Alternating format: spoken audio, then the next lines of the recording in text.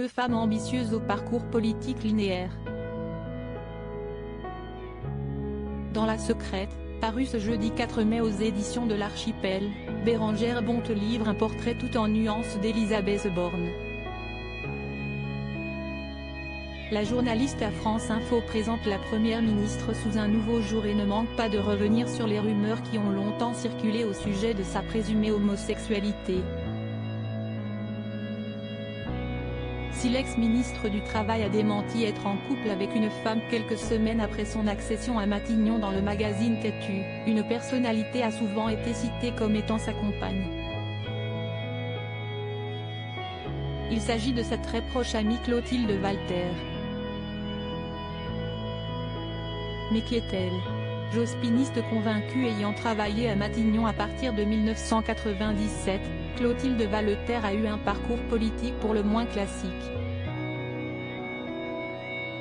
Députée du Calvados pendant un peu plus de 3 ans, au milieu des années 2010, elle a fait sa carrière dans l'administration. Diplômée de Sciences Po en 1987, elle a été nommée secrétaire d'État chargée de la réforme de l'État et de la simplification dans le deuxième gouvernement constitué par Manuel Valls, en 2015. Supérieure à Elisabeth Borne, qui sont les hommes qui ont compté dans la vie, Clotilde Walter réagit à la rumeur qu'on lui foute la paix. Allure discrète et tempérament d'acier, Clotilde Walter est décrite comme une main de fer dans un gant de velours par ses collègues socialistes. Longtemps chargée des dossiers difficiles de son mentor, Lionel Jospin, elle excelle dans l'art du consensus tout en restant fidèle à l'exécutif lorsqu'elle y travaille. En 2015, les élus de l'opposition saluent son sens de l'intérêt général et son côté proche du terroir. Elle ne mâche pas ses mots et est très sincère, souligne aussi Bernard Taubril, alors maire Les Républicains de Lisieux, dans l'Usine Nouvelle. Si peut-être pour ces raisons que sa personnalité correspond si bien à celle d'Elisabeth Borne.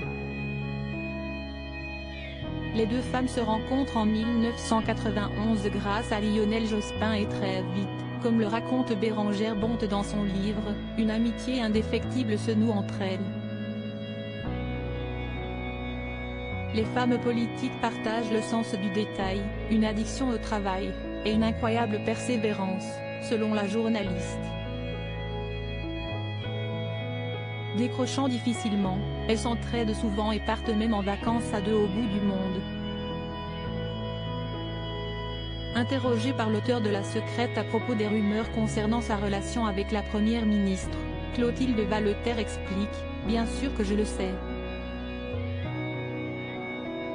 Et moi, ça me fait rigoler, d'autant que si il faut.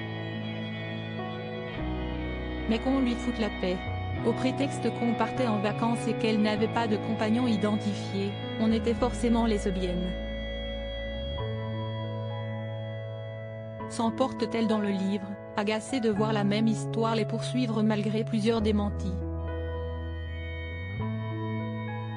Crédit photo, Stéphane Le Mouton.